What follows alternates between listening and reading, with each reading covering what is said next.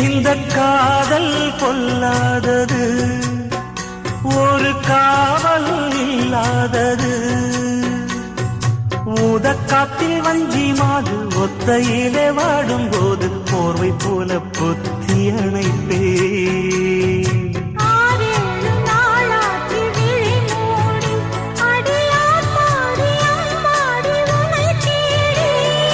நீதானே மானே என் இளஞ்சோடி, உனை நீங்காது என்றும் என் உயிர் நாடி.